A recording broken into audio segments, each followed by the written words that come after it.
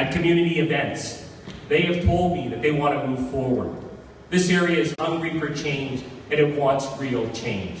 And I'm prepared to provide that leadership for that real change. I'm not here to look backwards and to place blame. I'm not here for political posturing. It's very clear to me the Liberal Party has set out a platform. And that platform stands for investing in Canada and Canadians. It's a $150 million investment over a 10-year period. That's clearly different than what the Conservatives and the NDP are proposing. They're talking about phony deficits, balancing the budget. You have a choice here. We talk about things like rail transportation. We talk about rapid transit. We talk about affordable housing. Those things aren't going to fall from the sky. Somebody has to have a plan. Somebody has to have the confidence to invest in Canada and Canadians. The Liberal Party has that. I ask you on October the 19th, what are you looking for? The politics of protest? Or do you want hope and optimism and opportunity? Not only for yourselves, but for your families. And I say that the Liberal Party and Justin Trudeau has a clear plan for that. If you're confident in yourself and you're confident in your community and you want real change, then I ask you on October the 19th to vote for it. Or beyond talking about it, we can fight about a lot of things, but if you don't win that fight, there is no real change. I ask you for your support on October the 19th. Thank you.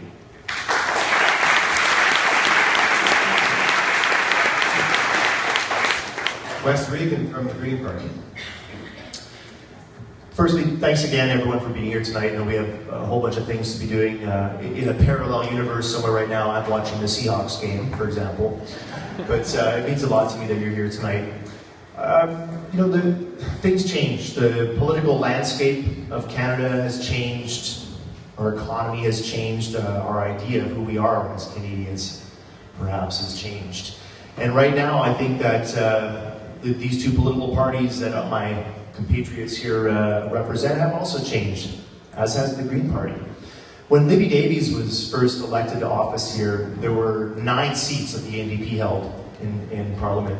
People didn't vote for Libby because they thought that the NDP had a shot at winning government. People didn't vote for Libby because they were concerned about a minority or majority government. They knew that Libby had their interest at heart. She was a fantastic MP who worked hard, who was genuine, who we trusted. I voted for her, I met with her as a constituent, and I want to continue to build on Libby's work.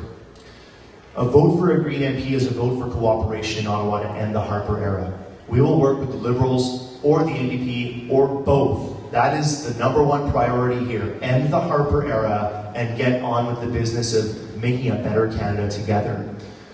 I will stand up for these communities. I will work hard for these communities with humility, with transparency. I will be accountable. I will be accessible. I will do good by you. I'm new at this.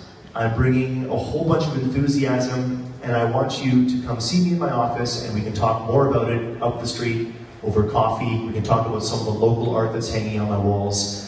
My office is a reflection of the communities here in East End, and as a member of Parliament, I too would be a reflection of the communities of East End in Ottawa for you. Thank you. Thanks, Roddy, and the best of luck and watch.